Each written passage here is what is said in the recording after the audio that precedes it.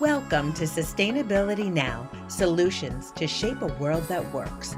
Designed for everyone interested in responsible stewardship of the planet, covering food, energy, housing, water, waste, health, economics, and consciousness. Welcome to your community, Sustainability Now, with your host, Mira Rubin. Welcome, everybody, to Sustainability Now, technologies and paradigms to shape a world that works. I'm your host, Mira Rubin, and today it's my pleasure to introduce you to Dr. Josh Farley, an ecological economist who isn't just rethinking economics, he's redesigning it. As a professor of the University of Vermont and a fellow at the Gund Institute for Environment, his work sits at the intersection of economics, ethics, and ecology, challenging the very foundation of how we think about money, nature, and our collective future. Co-author of the foundational book, Ecological Economics, Principles and Applications, Josh has spent his career exploring the economics of our essential resources: food, water, energy, and information, while studying the evolution of cooperation, regenerative agriculture, and the commons. His research delves into pressing issues like social dilemmas, the democratization of monetary and financial systems, agroecology, ecosystem services, and ecological rehabilitation of Brazil's Atlantic forest.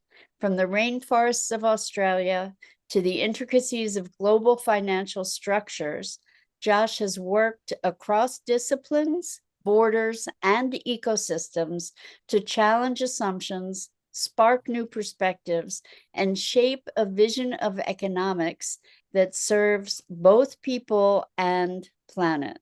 Josh, welcome. It's such a delight to have you joining us. Thanks a lot, Mira. It was a very flattering introduction. Thank you. Well, it's all true. You've got your hands in so many different things. And I think when people hear economics, oftentimes their eyes glaze over. And creating a new approach to economics is such a fundamental thing to the notion of sustainability and recreating systems that actually nurture our future on the planet. So maybe you can tell us why ecological economics is different and why it's so sexy. Sure. So I was actually educated. I had an undergrad degree in biology, but my PhD was in very much neoclassical economics, neoliberal mainstream in the middle of the 90s. And right away, my first semester, I questioned the scientific basis of it and also the ethical basis of it and disagreed with both. And the mainstream economic view is that the economy, the goal of almost everybody, whether you're socialist, capitalist, communist, the goal is to grow the economy forever. In our country, we typically want growth rates of like 3% per year, which doubles the size of our economy every 24 years, every generation. So the basic idea, we want our kids to consume twice as much as we do and our grandkids 4 times as much. And with the idea this will go on forever. And what economics says is that it allocates resources to those producers who can create the most value, therefore they'll pay the most for them, and then takes the commodities produced and allocates to those people who value them the most, measured by their willingness to pay. And we therefore say it maximizes welfare on the production side and consumption side, or maximizes utility. So it's the best possible system. We balance supply and demand theoretically in a way that creates this maximum utility. But there's scientifically, there's some very big problems with this. And one is the idea that we can continue to grow forever. So natural systems, I grew pretty vigorously until I was 20, and then I stopped. And that's what we want. And after that growth, the idea is that I continue to develop, I improve qualitatively, even though I don't increase quantitatively in size. And the truth is, no natural system can continue to grow exponentially within a finite planet or within any finite system. So this goal of endless growth is, a little bit absurd. And I should say that, well, we can have qualitative improvements, but the physical growth of the economy, what ecological economists recognize, is every economic activity requires energy. You can't do work without energy. And in our modern economy, that's typically fossil fuels. So it's an incredibly tight correlation between global economic growth and global increase in use of fossil fuels with all the negative impacts. It's also a law of physics that we can't make something from nothing. So we need energy, but we also need raw materials, and all the raw materials come from our finite planet. And most of those raw materials serve as the structural building blocks of our ecosystems. So when we chop down trees, fish out, oceans, use our water supply and use our soils, we are taking away the structural building blocks of our ecosystems. When we remove that structure, we degrade function, the life support functions of our planet that all species depend on the ability of ecosystems to capture sunlight and create the food and energy and resources we need to regulate atmospheric gases, to stabilize our climate, to filter water. All species depend on this. And what mainstream economics fails to recognize is that when our economy grows, we use these resources that provide other life-sustaining activities. So ecological economics starts from the assumption that we do live on a finite planet and the economy is part of the ecosystem. So mainstream economics says we can grow forever.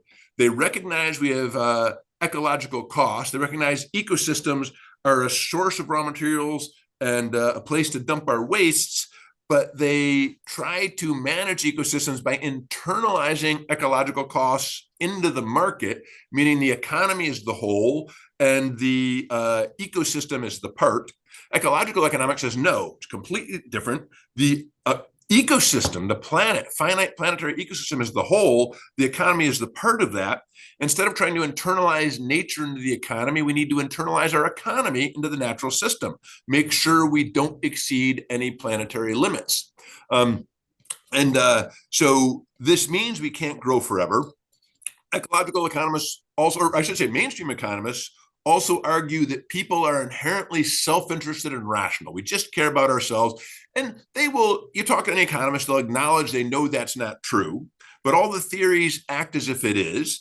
And the idea that we're all perfectly selfish and perfectly selfish individuals. Ecological economics starts from the assumption that we are an intensely social species. We are all persons in community. Everything we do is in relation to others. And as I ask people to think about, when you had breakfast this morning, how many people were required to produce that food, to package it, to transport it?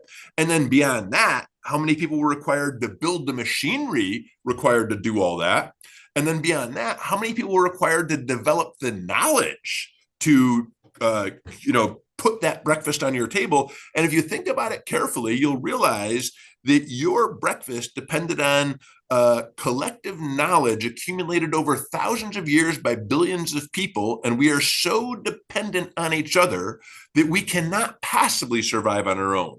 A human can't survive separate from society any better than one of your cells can survive separate from your body. And so ecological economics says, no, we're not these individual rational humans. We are these persons in community who are emotionally tied with each other and not, this idea of rational self-interest. We only care about ourselves. Ecological economists recognize, no, we care intensely about each other in society. We can only survive as a collective.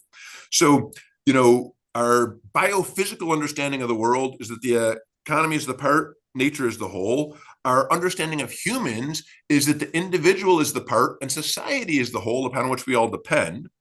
And we recognize that if we live in a finite planet with finite resources, we have to really think about who's entitled to those resources. So not only within this generation, I just read that Elon Musk and Jeff Bezos emit as much CO2 in 90 minutes as the average person does in a lifetime. So wow. Given a finite capacity of our ecosystem to absorb CO2, should we be deciding that all can go to the very rich, or do we have to think carefully about who is entitled to that? This capacity that was created by nature, it's our shared inheritance. So we have to think about within our economy today, who is entitled to resources, and also how do we decide how much resources the future gets? Right now, there are no, in our market economic system, there are no property rights to the future. We own everything this generation. We use it for our own self-interest, and economists say that's how we behave. And I would argue, no, that most people actually care deeply about the future, care deeply about other people. So because we live on a finite planet, we have to care about just distribution, who gets things. And then finally, once we've figured out so we have to focus, the most important goal in ecological economics is to keep our economy at a sustainable scale in which we leave enough resources for the rest of nature to thrive and provide all the ecological benefits that humans depend on for our survival. So the first goal is ecological scale. The second goal is just distribution. Who is entitled to these resources? And only then do we think about, the efficiency. How do we create the most benefit for the least cost? In mainstream economics, they define efficiency as maximizing monetary value. And that's this whole idea that if I grow a loaf of bread, what's the most efficient way to allocate that from a mainstream economist perspective? Sell it to the person who's willing to pay the most. And that's going to add the most to GDP. It's how we mainstream economists measure the value of a loaf of bread. But what happens in reality is the people willing to pay the most tend to be the wealthiest and the best fed. And we throw in the United States about 40% of our food into the garbage. So mainstream economist says it's more efficient to sell that loaf of the bread to the person willing to pay the most because it adds the most to GDP, even if they throw away 40%. And an ecological economist says, no, the value of that loaf of bread is maximized, giving it to the person who gets most benefit from it, who gets most utility, most welfare. And that's going to be the mother trying to feed her malnourished children. But if she doesn't have enough money in a market economy, she doesn't get that bread. The person who has a lot does get that bread. So basically, ecological economists define efficiency differently and prioritize sustainability and justice over efficiency. And we have much more complex views of human behavior. And we look at the market economy as one small part of the economy. As I say to my students, what type of economy were you raised in? And they'll always say, capitalism or, neoliberal economy. And I said, your parents charge you room and board? And they say, no, and then they realize that most of our lives, as we're growing up until you're age of a college student, you are not in a market system. Your parents provide you, or your family provides you with the things you need out of love and care. And for most of human history, actually, that's how economies work. They were based on reciprocity for, gifting and reciprocity. People do things nice for you, you do things nice for them. And so ecological economists define it very broadly with a focus on meeting people's basic needs, provisioning. So I could go on endlessly, and I tend to do so. So I'm going to allow you to have a word before I continue. Thank you. I have a few words. One is, I'm going to ask if you could give us a foundational definition for market economy. Just simple. Yep. So the conventional definition of market economics is the allocation of scarce resources among alternative desirable ends. And typically, so it's focusing on, first of all, it's talking about resources being scarce. And I would argue that some resources aren't scarce, like knowledge or information. In this, no matter how many people view this video, the information is just as robust. And ideally, actually, the reason I participate in the podcast is because people will hear my ideas and they'll improve on them. So information improves use. It's the opposite of scarce. And there's many things like even climate stability. When we have a stable climate, no matter how much I take advantage of our stable climate to grow food in my garden, doesn't leave any less for you. So this idea about scarce resources, I think, is very, very limited. And typically, when economists define, allocation of scarce resources among alternative desirable ends, they're always thinking about markets. So they want to figure out markets, use the price mechanism to decide who gets to purchase the raw materials for production and who gets to purchase the final commodities. And that's a very narrow view. Can you articulate like a selection of markets so that we have a direct reference? Yeah. So markets, typically when we think about the market system, it's supply and demand. Mainstream economists often refer to microeconomics as price theory. So it's all about how prices balance supply and demand in this so-called equilibrium that, in their view, maximizes welfare, but welfare is measured by monetary value. And again, going back to that previous example, you maximize monetary value by selling resources to those who can pay the most for them, not to those who have the most need for them. So that's problematic. But going back to that definition, there is something about it I really like, because if your definition is, allocating resources among alternative desirable ends, the first question, it seems to me, that you have to ask as an economist is, what are the desirable ends? And mainstream economics. And what are the resources? And so that's the second question. First question, what are the desirable ends? Third question is, what are the scarce resources? And then the fourth question is, what's the best mechanism for allocation? Or the third question is, yeah.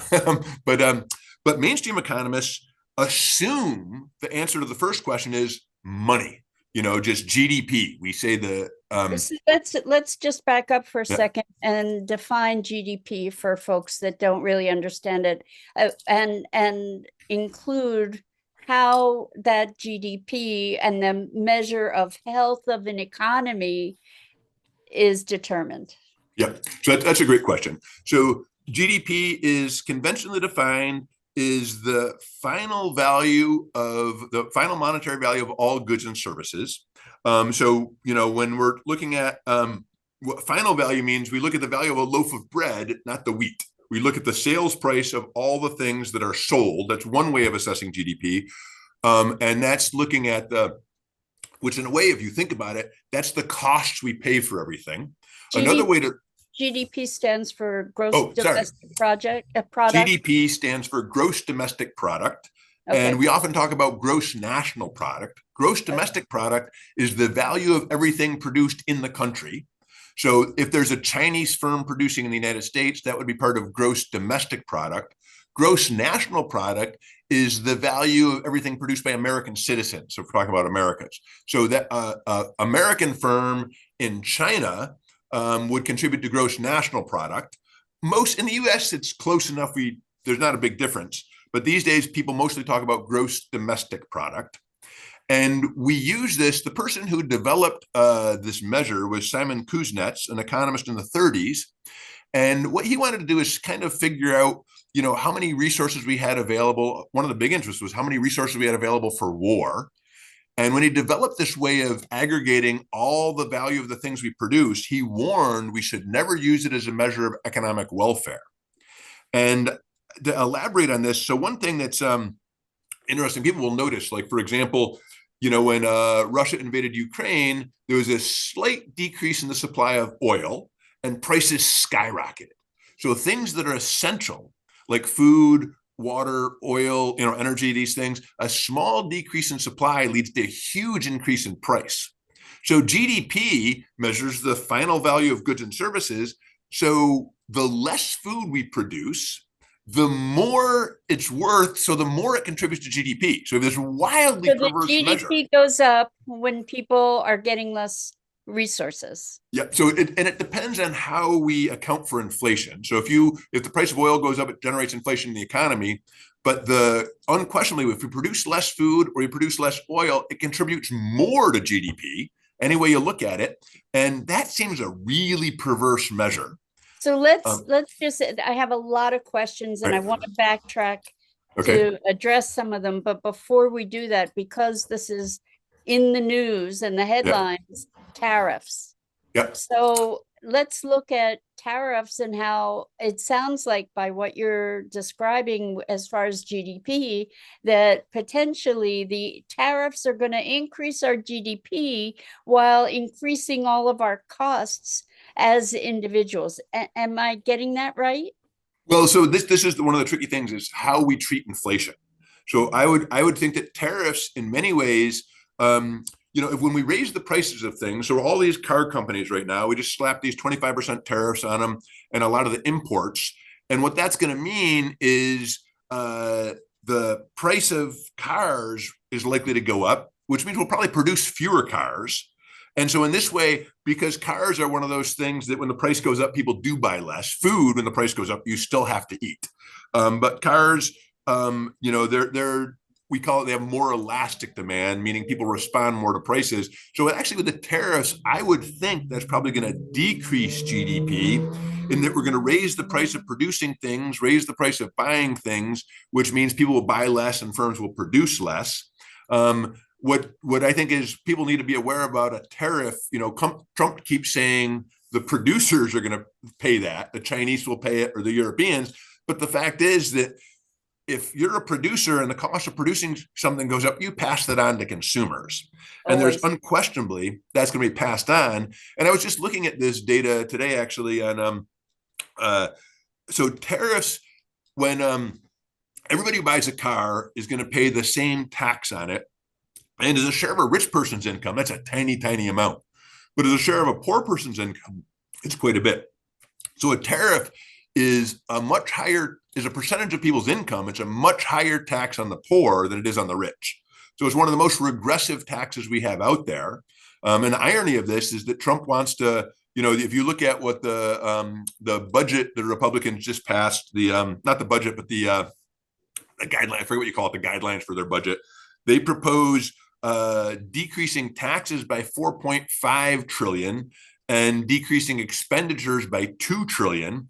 But they're really going to slash taxes on the rich and raise taxes on the poor and cut expenditures that tend to go to the poor. And, from a mainstream perspective, people don't worry very much about where the money goes. They worry about how much there is. So for the past several years, at least according to Oxfam, 2/3 of all economic growth has gone to the top 1%. But if we're just looking at the total, nobody cares. Everything looks good. And one quick thing too to point out about the absurdity, we talk about GDP and per capita GDP. And as I say to my students, take a class of 100 students and take the average height, and it's probably going to be about 5'7". Add the tallest person in the world, and that might budge to 5'7.5". I mean, it's going to have a tiny, tiny, tiny difference. On the other hand, take the distribution, take the income, the average income of the class, and then add the richest person in the world, and nobody in that class, it's only the rich person that matters. So this is one of the things about the distribution of income is it's so skewed. So much of our income goes to the wealthy people that averages mean absolutely nothing. So when we're talking about growth in GDP, we'll talk about per capita GDP. What's your share of that? If Elon Musk moved to Burlington, per capita income of Burlington would soar, wouldn't mean anything to me. And so we really misguidedly talk about like per capita GDP or talk about GDP ignoring distribution, which in my view is perfectly silly because of the way income is distributed. So we're clapping. It sounds like it's actually designed deliberately to support the leanings toward things that benefit the wealthy. Yeah. And interestingly, that's not always been the case because mainstream economists claim they're trying to maximize utility. And they recognize this idea of diminishing marginal utility, meaning the more you have of something, the less an additional unit is worth.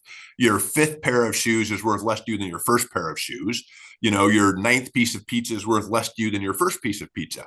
So economists recognize the more you consume of something, the less an additional unit is worth. So early economists said, wow, if we want to maximize utility, that means if we redistribute wealth from the rich who get very little benefit from an extra dollar to the poor who get a lot of benefit from an extra dollar, that will really increase utility. And so the early economists worried about this, but then Vilfredo Pareto is an Italian economist who was actually made an honorary senator by Mussolini. He was kind of known for his distaste for the poor, his sexism. And he said that we can't compare utility between individuals. So he says there's no way we know if an additional meal for a super well-fed or overfed person is worth more than a meal for a starving person. He says we can't make interpersonal comparisons of utility.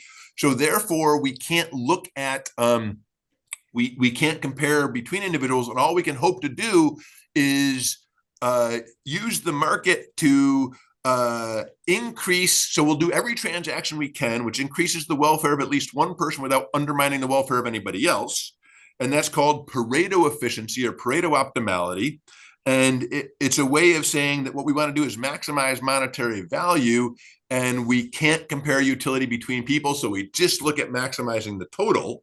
Whereas early economists said, no, that doesn't make sense, because we do know that more an additional unit's worth more to a poor person than a rich person. So this is something that came about in the 19 teens, I think it was, where we stopped paying attention to distribution. And started really looking more at just the raw numbers. Yep, just maximizing the total value regardless of who it goes to. So the whole idea, if we were going to give the benefit of the doubt to this notion about tariffs, wasn't the intention to bring industry back to the US, like to motivate companies to start producing things here? Is that a realistic, functional approach? Yeah, well, so basically, there's two questions I would say here. One, is it a big problem that we have, the U.S. imports so much from other countries and exports? That we outsource production. That we outsource so much. And it's so this really took place in the 80s with opening up of free trade and the WTO. And I think it is very clear. So economic theory says that free trade will make every country better off, but it acknowledges that there'll be winners and losers within a country. So, and the idea is, though, that if every country's better off, the winners could compensate the losers. First of all, I actually think that's a pretty weak theory, which I probably won't have time to explain why. But the most important thing is we made no effort for the winners to compensate the losers. So it's now well documented that rich people got a lot richer, whereas the working class and the manufacturing class really became a lot worse off. So with free trade, and not just free trade, but free capital flows. So if Ford, actually Ford produces a lot here, but take maybe GM or some other car company, if workers said, I want higher wages, then GM could say, well, you know what, we're just going to go produce in Mexico, where we have to pay 1/10 of what we pay you, or we'll go pay in India, where we have to do even less. So this movement towards free trade, I really think, did undermine the welfare of your typical worker, and I think it was really problematic.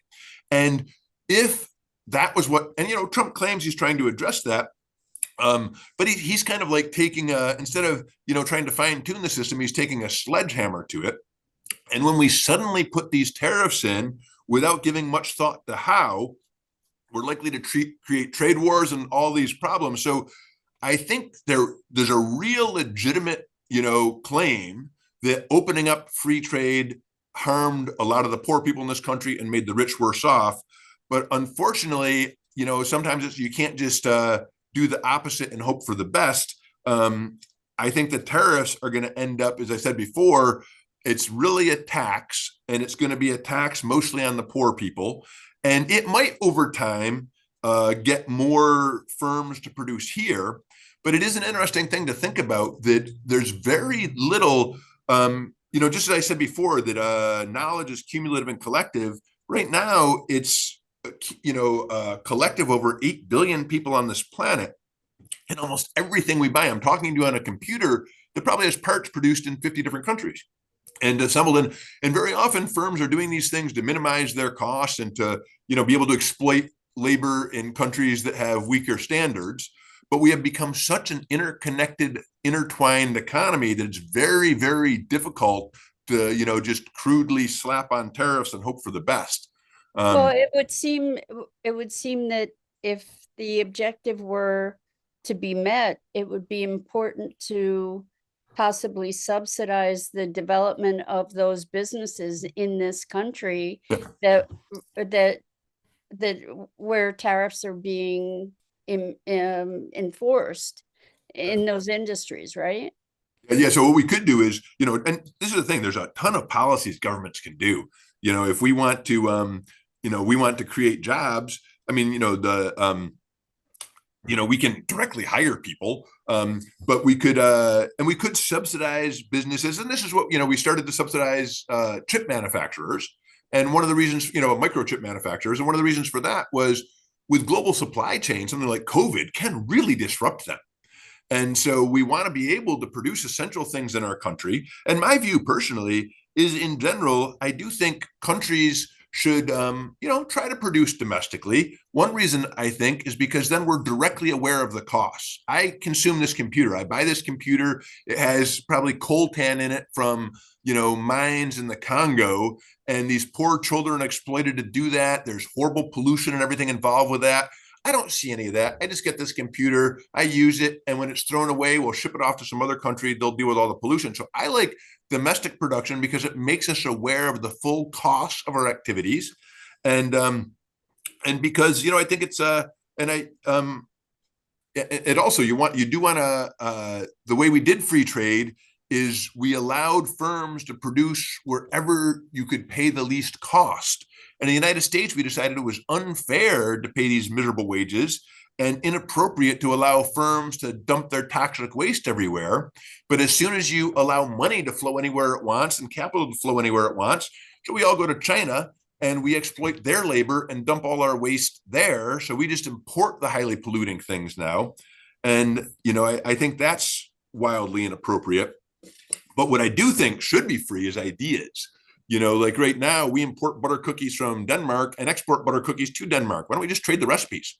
There's all this, because it takes a lot of resources. In Vermont, we chop down trees here, send them over to China to be cut into furniture parts, send those furniture parts back here, assemble it for a made in Vermont product. And Wow. And that's just a huge waste of resources. And we do it because we can pay less to the Chinese. Wow. So, okay, I really appreciate that you're giving us a little bit more of an understanding of how all this works. And I think the thing with the tariffs is that it's such an immediate impact without an infrastructure that supports the intention behind it. Is that accurate? Yep. And the mainstream theory always said that we should do free trade, because their argument was that every country, there's a theory called comparative advantage, every country benefits, but they acknowledge that we need a mechanism for making the winners compensate the losers. And if we don't have that mechanism, then free trade can be very, very unfair. So in my view, what you would do then is you would say, okay, let's have the winners compensate the losers. If we have some people have done really, really well by free trade and other people have done very, very poorly, we should figure out a way to use the resources the winners gain to create systems that benefit the losers. And I don't think, I don't think it means just transferring money to the losers. It means changing the system so that they have a way to benefit. So if they lose their jobs in manufacturing, they can be trained to do something else. And we have built, to a little extent, tried to build those policies into our trade agreements, but we never act on them. So this idea, though, that we can suddenly just, slap on tariffs, which will drive up prices and for imports, so it'll stimulate production nationally, that's going to take a long time before we see the domestic production return. We get an immediate pain point as a result. Immediate pain point. Yeah. And again, immediate pain point that's really going to hurt the lower income people the worst. Because of proportional part of their income. Makes sense. So there's so much to talk about, especially because there's so much economic disruption going on right now and environmental disruption. I want to go back to the notion of the GDP, because you said that we're looking at a marker or an intention of 3% growth annually, that it is connected with consuming more. And the GDP is measured by dollars, and it's not, it could be military dollars too, right? So it's not really talking about health of a culture. it's talking about dollars and cents as a measure of a healthy economy. Yep. And yeah, so it's, it's assuming that the more we consume, the better off we are. Right. And, in my lifetime, and if you look at happiness levels, people, for decades have been asking Americans how happy they are. And our happiness levels have gone down as our per capita income has tripled. So Right. there seems very little correlation. But let's just look at this, because you're talking about per capita income, and that has increased. But what are the monetary figures reflecting? Yeah. So this is a very good question. So one thing, like if there's it's well known, like Exxon Valdez, major oil spill, and we have to spend a huge amount of money to clean it up, that stimulates GDP. A good hurricane tears down our building stock, we have to rebuild it, that stimulates GDP.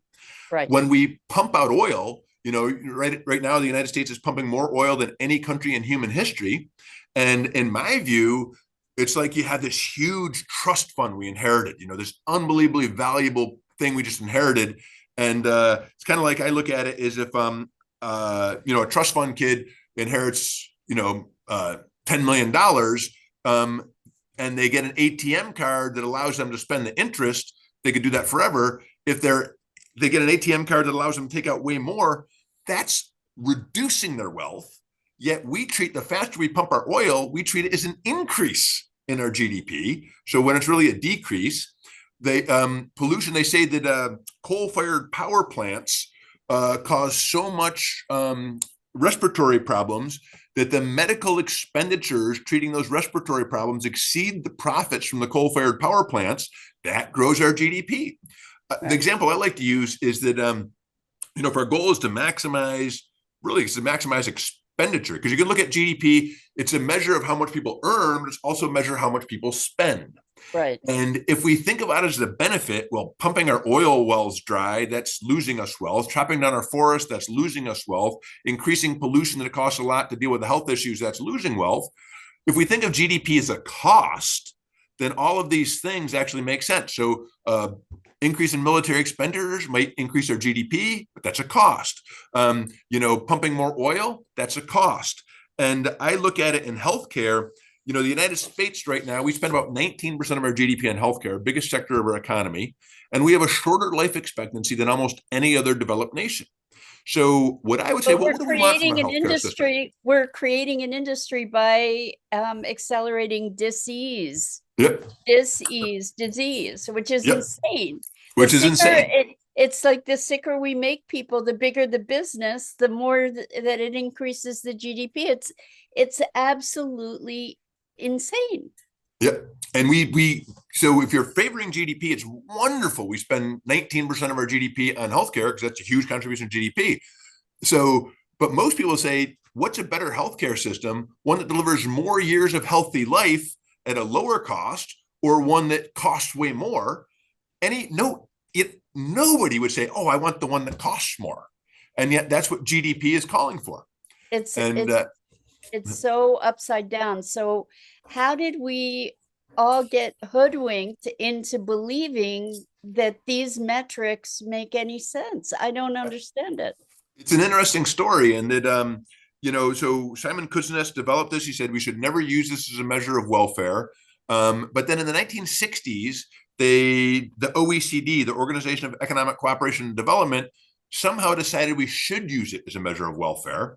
And then in 1973, I think it was, two Nobel laureates, I think it was, or at least Tobin, I forget exactly who the economists were. All economists recognize that GDP has many, many flaws. But they created this index called the Measure of Economic Welfare, and they tried to address the flaws of GDP. And when they calculated it, they found it actually tracked GDP quite well. So this was up to 1973. But then, a little bit less than 20 years later, Herman Daly and John Cobb and Clifford Cobb came up with what they called the Index of Sustainable Economic Welfare. And what they actually found was that too tracked GDP fairly well until the early 70s. But since then, the ecological costs and the growing inequality meant that the index of sustainable welfare started to go down even as GDP kept going up. So, so there was a turning point.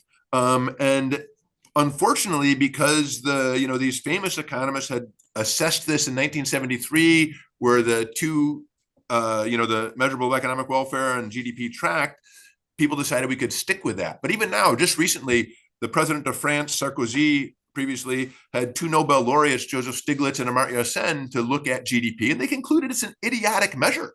It just does not make sense. And there's no reason we should be using it. But it's partly, we want to be able to compare the present to the past. So we keep using this fairly idiotic measure, although I actually argue it's not a bad, it's a pretty good measure of costs.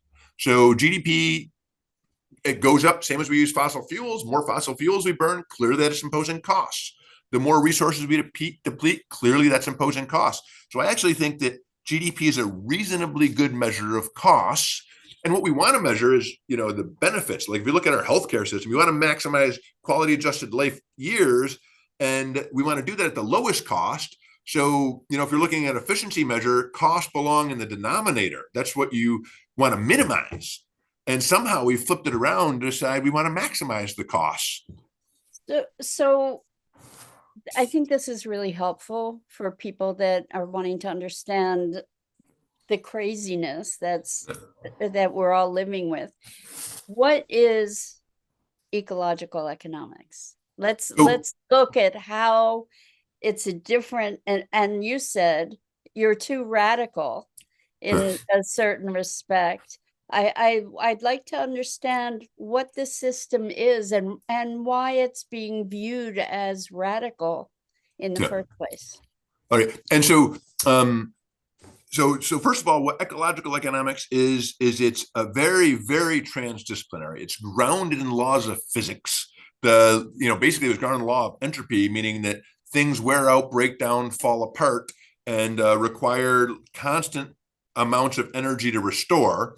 So that was one of the ideas that, when we burn energy, we unavoidably create waste and make, before you burn it, oil is very useful. After you burn it, it's useless. So ecological economics was grounded on this idea that our economic activity requires a constant flow of low energy, which means useful energy and useful raw materials, and turns those into waste. So once you burn oil, you got a waste problem and it's no longer valuable. So ecological economics grounds itself in that and grounds itself in the ecology, understanding that the ecosystem is this complex functioning thing. And then we look at the economy is, how humans interact with each other and with nature to meet our material needs and our basic needs, sustain ourselves. So it's, ecological economics doesn't presume markets. Ecological economics acknowledges there's many ways we can address economic problems. And that's one way it's a big difference. And, so very often, a lot of ecological economists, like I'm very interested in looking what it would take to provide food outside of the market economy. Because right now, markets allocate food to those who can pay the most. So with one of my students last year, we estimated what it would cost to feed everybody in the United States an ecologically and physiologically healthy diet. And it would be 1.2% of GDP, which is our GDP level basically from 6 months ago. So basically, we could feed everybody food, get rid of hunger in the United States, and reduce ecological costs for as long as we were willing to accept our living standard from 6 months ago plus free food. And that's not saying people couldn't eat other food. It's just saying, you could buy meat and pay extra. That wouldn't be free. But you would you would get rid of hunger. And so we're very often looking at how would you use other economic mechanisms to achieve our goals. And we question this idea of economic growth. And recently I was accused, somebody told me that a lot of ecological economists, it seems like we just want to burn the system down. And my view on it actually is the system is burning down right now, between climate change and growing inequality and the collapse of our biodiversity. We want to take away the matches from the arsonists is the way I look at it. And, that capitalism is this driven by this goal of endless growth. The idea of capitalism is that I will, continue to accumulate more and more and more. So in a capitalist system, if a business is not growing, it's going to fail. And that seems that growth orientation is crazy. This isn't to say that we shouldn't have markets. It's just saying that this idea of endlessly increasing capital is problematic. And as Thomas, go ahead. What supports this endless growth idea is forced out obsolescence. So it's creating more waste streams in a very deliberate way. Yep. And this was a huge concern. So we had the Great Depression, which kind of was ended by World War II. And after World War II, a lot of people were really worried that capitalism was inherently unstable. And that so they devised things like planned obsolescence. Let's make sure our things break down and fall apart faster, so people have to buy new ones to keep our system going. And so we have this idea that we need to continually consume more and more, or the system collapses. It's like a bicycle. If you're not rolling forward, you're falling off. And on a finite planet, that seems crazy. If I'm riding my bicycle towards a cliff, I'd rather fall off. But really what I'd rather do is design a new system that doesn't, send us over that cliff. So what we're trying to do is, in our view, a system can't grow forever. It's just impossible. And if something's impossible, it's not going to happen. So rather than waiting for oil scarcity or climate change to disrupt our growth, or an inability to produce food to disrupt our growth, that would be unintended, undesigned degrowth of our economy, which is catastrophic and terrible. What we would rather do is design a system that can, we can consume less for those who have too much, to provide the resources for those who don't have enough to consume more. We want to intentionally design a system capable of doing that. And it's like the difference between an airplane and a helicopter. We're in an airplane and stopping is a crash. We need to design a helicopter, one that can stay where it is without crashing. So two things. And I'm going to say them both so I remember, or we can have them be part of the conversation. One is communism, because it sounds like, oh, you're distributing wealth. So I want to have a conversation about that, because it's such a dirty word in our country. And socialism. But also, as far as this, you said something about waste, and in ecological economics that you're talking about waste, but nature has no waste. And so I want to address that notion before we get around to communism, socialism, and capitalism. Yeah. All right. So first we want to talk about the waste issue. So it is very true in natural systems. They have evolved, so the waste from one resource becomes a source for the next. And but there was a time, like during the Carboniferous era and the Devonian before that, where we were getting huge growth of forests, and they were dying, and we didn't have fungus hadn't evolved that much to the extent that it would break down the wood. So we had all this, so the trees were sucking up all these nutrients and sucking carbon dioxide out of the atmosphere, and then falling over and dying, and nothing broke it down. So it was a disruption. So one thing that happened is the forest grew really fast. They sucked all the carbon dioxide out of the atmosphere, which cooled the earth to the point where it killed the forests. But then over time, systems evolved, ecosystems evolved, where everything is balanced. We developed these fungi evolved that would break down the wood and then recycle the nutrients. So this idea of there being no waste is something that evolved over millennia. And what we did, starting basically in the 18th century, we discovered fossil fuels. And these are things that have been sequestered under the earth for a long time. And we started taking them out at a really rapid rate and burning them faster than our ecosystems could sequester all the CO2. And we started taking petrochemicals and other elements from the planet and that had been buried underground, like arsenic and heavy metals, and creating new compounds, which our ecosystems hadn't evolved the capacity to, break down. And so we disrupted these cycles. And over time, given a few million years, ecosystems can evolve ways to handle these toxic chemicals and break things down. But we're moving so fast that we have disrupted those natural cycles. And so now we're spewing massive amounts of waste into the atmosphere and into our oceans and everywhere else. So in natural systems would evolve the capacity to handle that, but not over the lifespan of the human species necessarily. So that's a big issue about waste. And of course, because we're just, burning, fossil fuels that took, millions and millions of years to accumulate, we're now burning up in the course essentially of one generation. So almost half of all fossil fuels ever burned were burned in like the last 35 years. Wow. So we had, we could have chosen to use fossil fuels over millennia, but instead we've chosen to use them as fast as humanly possible. And this is one of the differences too between fossil fuels. It's this stock that we can use as fast as we want. Humans determine the rate of use, whereas solar energy comes at a finite flow.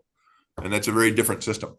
So how does ecological economics address the issue of, circular economy, waste, and one of the things that makes no sense to me too, that we've all accepted, is that in our system, and I don't know if it is free market economy or whatever, but where corporations don't have any culpability for the damage that they do environmentally or in terms of communities. In so many ways, they have no accountability.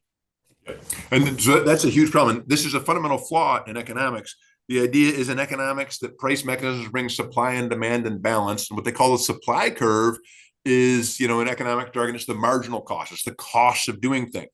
But we're ignoring some of the most important costs. Right. So if we ignore those costs, then we can't expect the market to bring things into balance.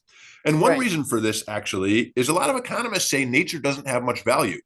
Partha Dasgupta is a very famous economist who, I think about 2008, wrote an article on, the role of nature in economics. And he said, this is kind of just anecdotal, but he said, talking to the world's leading economists, ask them what the value of nature is. And they say, maybe at most 2% of our GDP.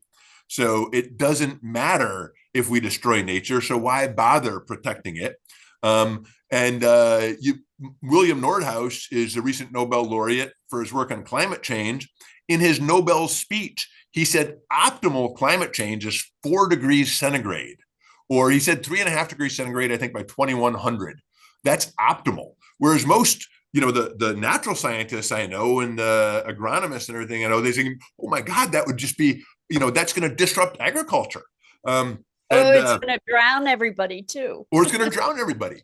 And interestingly, another Nobel laureate, Thomas Schelling, said that actually climate change doesn't matter much because it only affects agriculture, and agriculture is less than 1% of our GDP. And he literally said if agricultural production falls by 30%, no harm done. We would still achieve our GDP goals in 2051 we otherwise would have achieved in 2050.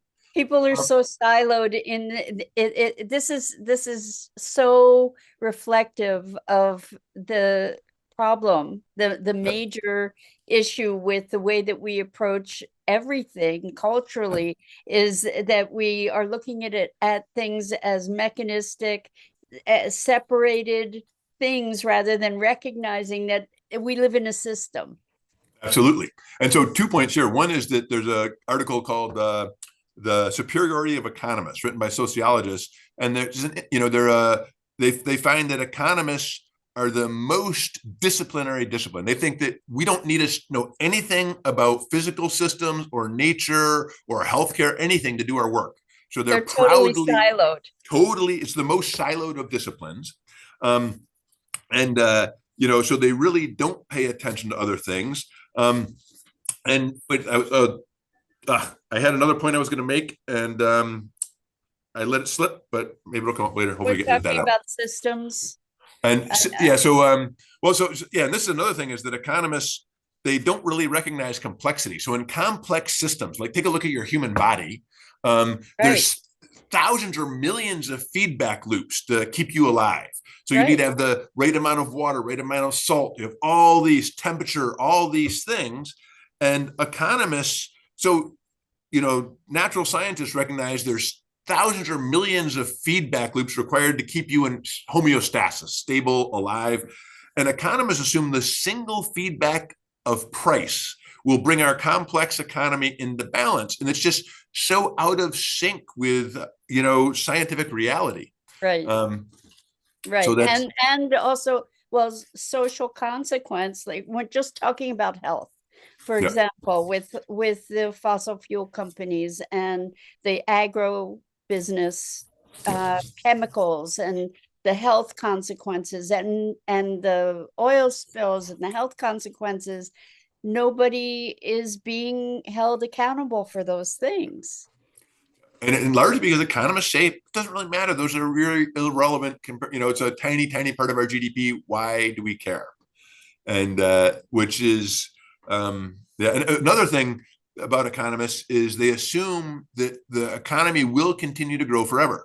So if you look at almost any model of economic model of climate and how we should deal with it, they're assuming the economy grows at 2.3% indefinitely. And what that means is that the future will be so much richer that if we were to do anything that prevent climate change now, we would be making a sacrifice for a richer future. Why should we sacrifice for somebody who's going to be richer than us? But that's because they assume, and this even the IPCC models assume that the economy will continue to grow no matter what. And ecological economists say you can't do work without energy. The energy we use is fossil fuels.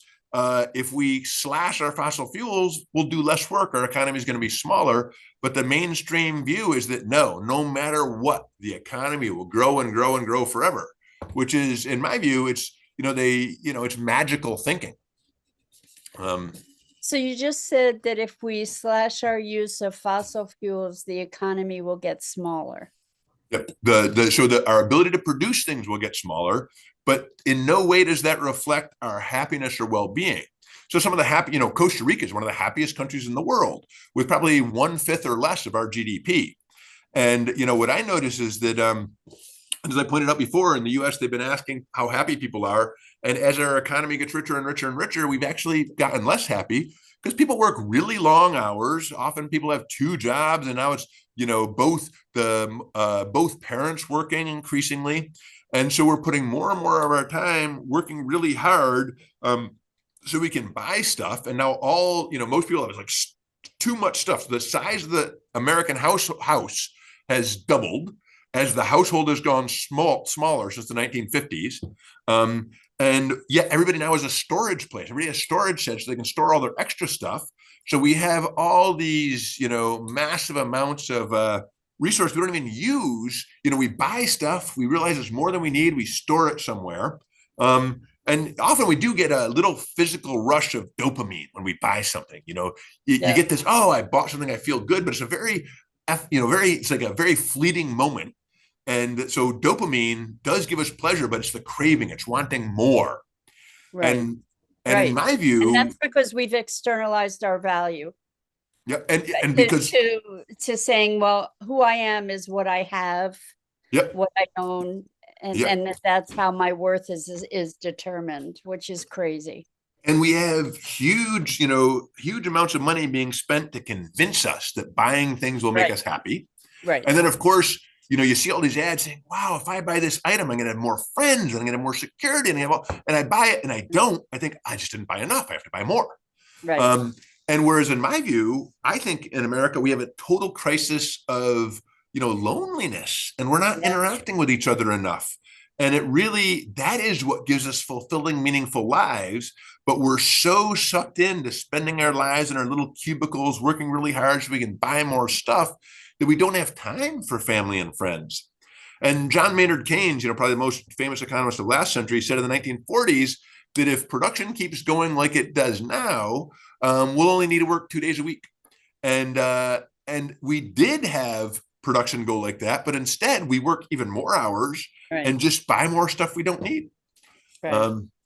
Okay, so let's get to the capitalism, communism, socialism, and how do you envision moving from this insane GDP notion to an economy that takes our ecological needs and the environmental costs of production, et cetera, into account? Yep. And so I think that's a great question. And I should say right out, I'm not anti-market. What I don't like is isms. Like, a communist thinks, oh, all resources should be allocated by, dictatorship of the proletariat. And socialism says, all resources should be owned collectively by society. So social ownership of the means of production. The capitalists say it should all be private. So capitalism is based on private property rights, individual choice, self-interest, and the private profit motive. And the big problem, which you alluded to earlier, is that, if I decide to buy a Humvee and drive that car, I get all the benefits of doing it. But the costs, burning the oil, mountaintop mining to get at the minerals and everything made to make the car, the costs are imposed on others. So if the benefits go to me and the costs go to others, I have no incentive not to consume more and more and more. And that leads our economy to being a bit suicidal. And the challenges we face right now, like climate change is a big one. And but there's no way I can make an individual choice. I can't say, oh, you know what? I'm going to ride on my bicycle so I have a stable climate. No, it has to be a collective choice. How much biodiversity we have has to be a collective choice. Even things like, the healthcare sector. If, right now, if we make it a private choice, you can decide to get vaccinated or not. Then we're going to have a lot of people not getting vaccinated, and we'll get these measles problems. I just stumbled upon this not too long ago, but in 2012, I wrote an article talking about the future. And I said, and I was, it was a fictionalized little story. And I talked about the pandemic of 2018.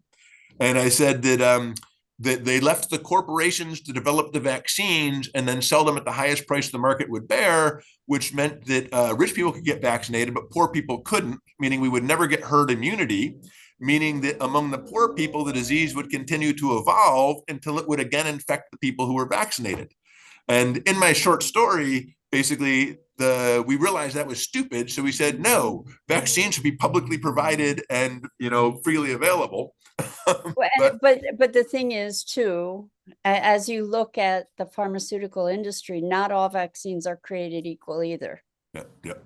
And that is problematic in and of itself. If we look at the pharmaceutical industry is a big industry, and all we need to do is listen to all the contraindications that are listed in these advertisements for pharmaceuticals. It's terrifying. So, and I think it's important, like this, the vaccine controversy is because people are painting that, regardless which side of the aisle you're on, painting vaccines with a common brush, saying it's all one thing, and it's not all one thing. Yep, it's definitely not all one thing. And the other thing, like, the Moderna vaccine, the US government basically funded all the research and development and guaranteed them profits by buying it. So essentially we paid for it, but then allowed them to patent it. And in the legislation allowed them to charge any price they wanted. And these things did not undergo the testing procedure that was a vetted procedure for years and years and years. Yep. So, Yep. I mean, we try to steer clear of that as one of our topics, but I think it's important to recognize, we tend as a culture to try and paint things with an oversimplified brush. Yeah. Like we'll say this is a capitalist economy, but we have all kinds of social services and we have all kinds of that people rely on, right? That we deem as good and foundational. And and getting back to this idea of socialism versus capitalism and stuff, that so basically some things, individual choice can't work for the atmosphere, can't work for the quality of water and the quality of air. So these are decisions that have to be made collectively. And I think it's actually fair, social ownership of the atmosphere. Why should, Bezos and Musk be allowed to pollute so much more than everybody else? I think that's wildly unfair. But the other thing about there's two things to talk about actually. Is one is capitalism is private ownership of the means of production, individual choice, private property motive, or private. But the idea that we say we need a competitive market economy, which means huge numbers of firms, each producing a small amount, and then they compete. If anybody tries to raise the price over their competitors, nobody will buy from them. So that's what's supposed to keep prices low. But this is based on the idea that as a firm gets larger and larger and larger, each unit it produces costs more than the previous unit. And so this leads to what they call an upward sloping supply curve. The more a firm produces, the more it costs that firm to produce another unit. And in reality, I know you're because you're absolutely right. That's absolutely insane. And in fact, so this is, and you can, people, I've told my friends that economists assume the cost of production go up the more a firm producing, and they say, no, you're wrong. And I say, I have a PhD in this. Look at any, go online, just Google supply curve, and it will show a firm supply curve always costs more the more they produce. And if that was true, then what you would want is huge numbers of firms, each producing a small amount in a competitive economy. But what we actually know, and many economists have studied this, firms overwhelmingly say no. The more we produce, the less it costs to produce an additional unit. And what that actually means is that you don't want thousands of small firms, each with a fairly high cost. You want a few big firms that can produce at economies of scale at a low cost. But if you leave that to the private sector, then they have a monopoly, and then they will charge astronomically high prices. Right. And we see, so during, the recent inflation, we say, that was like Biden's fault and everything. But we saw the corporations, the food corporations, the energy corporations made record profits. Right. So, and it's because there's so few of them, they can charge these high costs. Well, so really what I hear you speaking to is a crisis of values. So that is something I would be delighted to talk about, because I absolutely believe it is a crisis of values.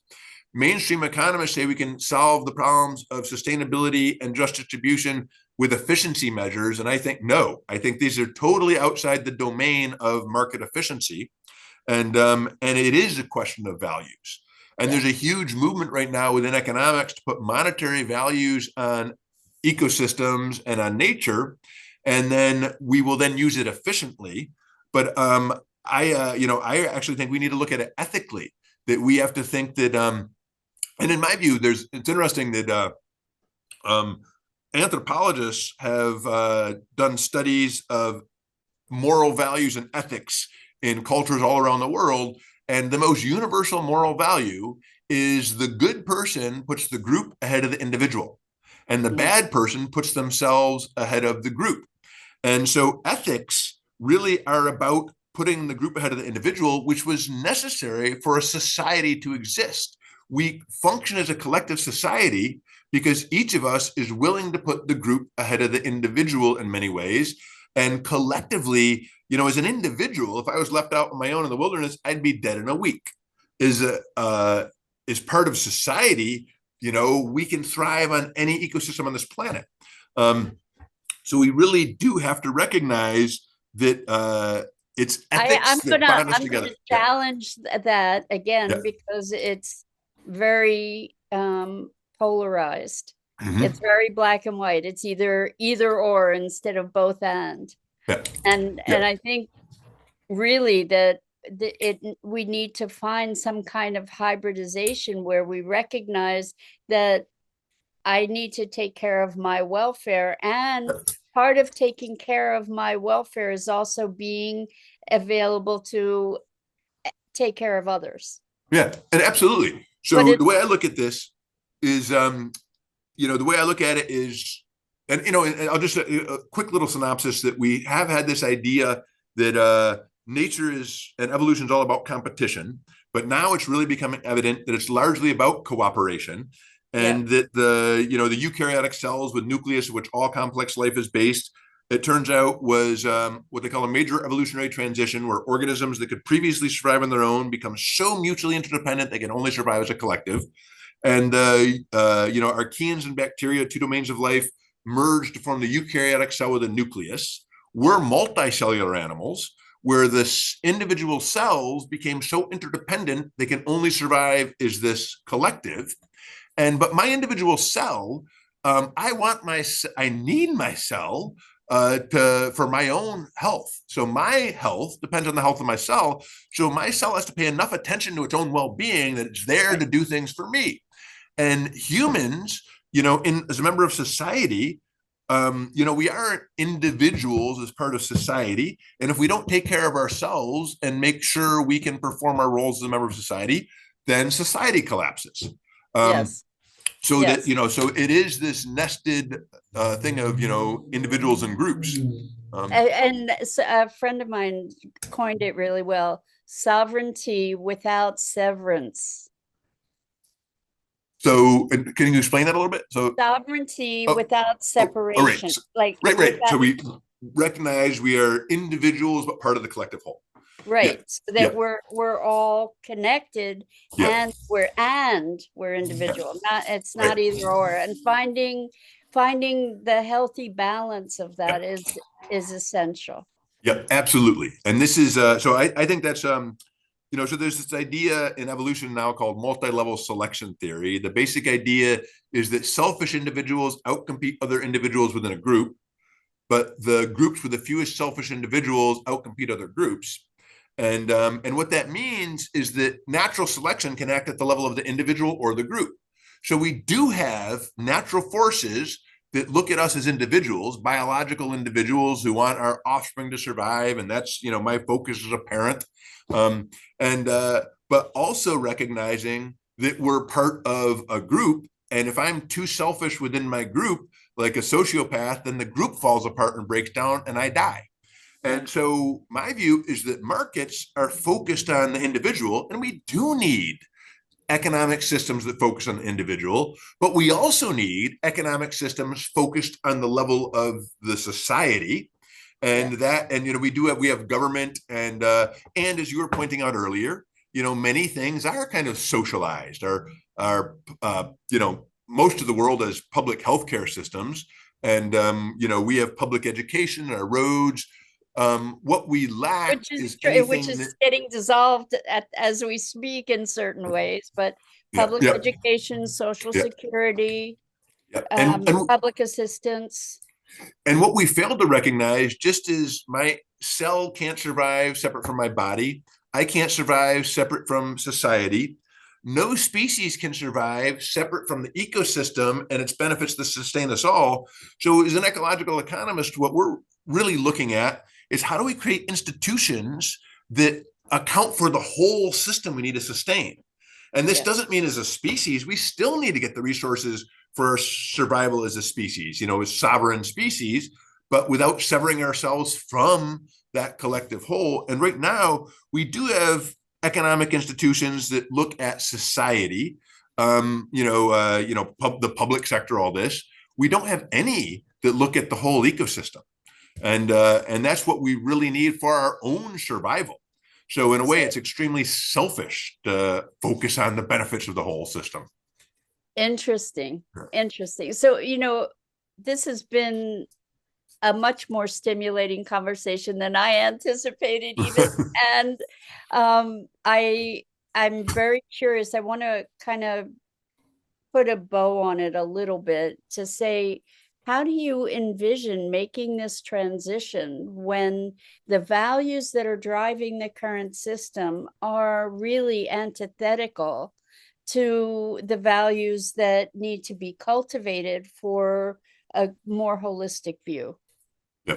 And so I think what we have to recognize is that our economic systems, there's ebbs and flows of how much attention we pay to society versus the individual. And with the Great Depression, we realized that the market left on its own could have devastating impacts. We needed government intervention to stabilize the economy, to ensure that, in a just a free market system, if there's some downturn and some people lose their jobs, they can no longer afford to buy the goods and services produced. Firms produce less, they lay off people, which means less things are purchased, which means more people are laid off, and you get this downward spiral into like a Great Depression. So we realized from the 1930s through the 1960s that the role of government is very important. We need to focus on those economic institutions for the collective. But since the 70s and 80s, especially in the 80s, we started selling this idea that no, it's just the selfish individual that matters. And so I think now we're entering into an era of global climate change, biodiversity loss. Pretty soon we're going to realize that just as in the Depression, we realized we've got to focus on the social society as a whole. We're going to realize we need to focus on the ecosystems as a whole. And to make that transition, I do not believe I can sit in my armchair and theorize, this ideal system. I believe it's going to be trial and error, kind of an evolutionary process where we try a bunch of different things the main thing is to have the right goals. So if our goal is ecological sustainability, social justice, and as high a quality of life as we can achieve without without depleting resources needed for everybody else, if those are our goals, we can experiment with a lot of different institutions to get there. And so from the 70s to today, we've been taking things out of the public sector and forcing them into the market model. And I think we have to start going in the other direction and, realizing that many, many things just work better publicly. So research is one of those big things. Basic research, which we're slashing right now at a crazy pace, all businesses benefit from basic research. So, my son's a chemist at Columbia, or he's doing his PhD there, and, is threatened by all these huge budget cuts, but his research would benefit all corporations everywhere. So no individual corporation wants to put up the money to do that because other corporations would just take the ideas and benefit. We need the public sector to do that kind of thing. And we're going to now realize, I think, that we need to target, the sustainability of the whole system. And so, I think we really have to return to the idea that knowledge is collectively produced and freely available to all. And universities, they say that 70% of universities spend more money pursuing intellectual property rights than they get in return. Meaning that if all the knowledge we produce at the universities were made freely available to all, it would save universities money. Mm-hmm. And weirdly, my university pays me to write articles and review articles for-profit publications, like, for journals that we can't even afford. So they're paying me to provide the content and we can't even afford to buy it. So making the knowledge free is cheaper. So that's one of the things I think. So again, we have just a few minutes. Okay. All right. Sorry. But I'm wondering how, what does that do with the conversation, or how does it fit with the conversation of capitalism, socialism, communism? Yeah. So very good question. So right now since 1980, we've been putting the information into the private sector. Prior to 1980, if the government funded the development of knowledge, you couldn't patent it as an individual. It had to be available. Since 1980, the government will fund the development of a medicine or anything else, and then allow the private sector to patent it. And what I recently, last year, with one of my grad students, some other students, published an article calling for all knowledge created necessary for a socially just sustainability transition should be free to all. So if I developed some really clean, cheap alternative to fossil fuels, and I patented it, I could sell it at an astronomically high price. A lot of people couldn't afford it, and maybe China and India couldn't afford it, and they'd continue to burn fossil fuels. And that makes us all worse off. So the value, except the fossil fuel companies, except for the owner of the patent, except for the fossil fuel companies and the owner of the patent on the alternative. Right. But you maximize the value of knowledge by making it freely available. And since the government already pays my salary is already paid by the university. All the knowledge I produce should be free. And so looking at making, removing knowledge, I think should be socially owned because it's socially produced. And even like every big scientific invention you can think of, calculus, Isaac Newton developed calculus, so did Leibniz at the same time. Theory of natural selection, Darwin developed it, so did Wallace at the same time. Almost every science advances to the point where these ideas are going to appear. And no matter what, and now we've decided we're going to give one person just by chance publishes a day earlier than somebody else. They now have a patent and total control and can charge a fortune for it. That's just idiocy, So I think that we should work by taking some things out of the market. And I think markets are actually, I don't think they work well for sustainability issues. There's no market price for, the atmosphere. It just doesn't have a mechanism for generating the true cost of all these activities that we do, because climate change, the value of an apple is determined by the amount a single individual is most willing to pay. That's easy to figure out. The value of climate change is the value 8 billion people are willing to pay. There's no mechanism to reveal that. So that should be done outside of the market. Things about just distribution, I think, also need to be outside of the market. The best-selling economic book of this century was Thomas Piketty's Capital in the 21st Century. The punchline is that capital grows faster than the economy as a whole, meaning that wealth inevitably accumulates in the hands of the few. So markets don't handle distribution either. But markets are really good at preferences. I don't want somebody to tell me I've got to eat oranges instead of apples. I want to be able to choose, what color shirt to wear. So markets are really good at things like preferences, but very bad at meeting basic needs and ecological limits, things like that. We really could go on. And I unfortunately, we have to call this to a close, but I am so grateful for your time, Josh. And I'm wondering, is there in a last few minutes, is there something that I should have asked that I didn't? So, one of the things is that people always say that, we're too radical. It's really naive to think we can make those changes. And how are we going to do that? And my view is that in many ways, it is a question of values and ethics, and we have to extend our moral sphere to all other humans and other species. And this seems like a really ridiculous and naive idea. But if you go back to, 1800, and people in England were saying, we got to get rid of slavery. People were saying, oh, you're so naive. There's a few people who benefit immensely. Some people who suffer, but they have no power. Most people don't care. You'll never make that happen. They use morals and ethics. They got people to understand the enslaved were also humans and had were somebody we could extend our moral sphere to.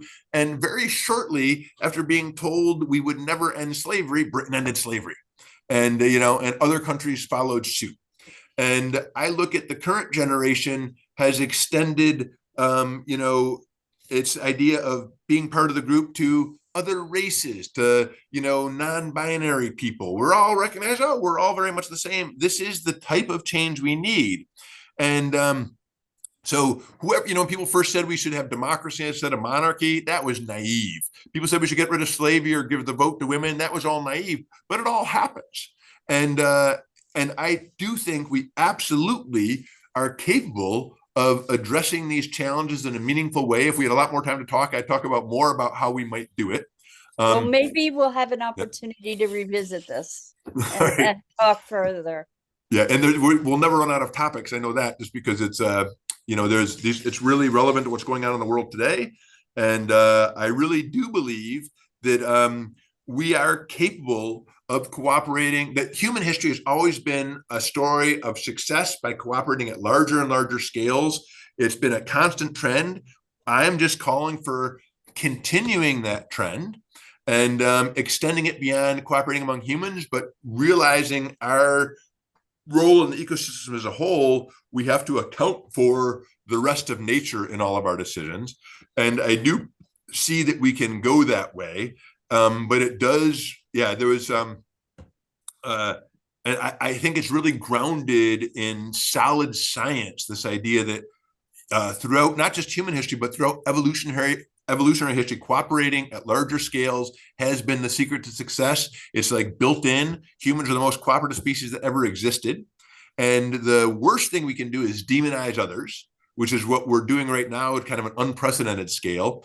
And this whole idea that we're in a zero-sum game, if Europe is doing well, it must be at our expense. So therefore, we've got to punish them, and realizing that human history has been the ultimate in positive sum games. Cooperating with others has always been to the benefit of the whole. And that's where we have to keep going with. So. Gosh, I so appreciate your hopefulness. I thank you for giving us all a lesson in understanding economics more broadly, some of the craziness of it, some of the potentials of it. It's been really great speaking with you. Thank you. Yeah, well, thank you too for the opportunity. And one of the problems is because we don't have time to really develop the ideas, it's easy to poke holes in each little argument. Right. So it's nice to have but it takes more time to explain why these arguments are stronger than those pokes. Right.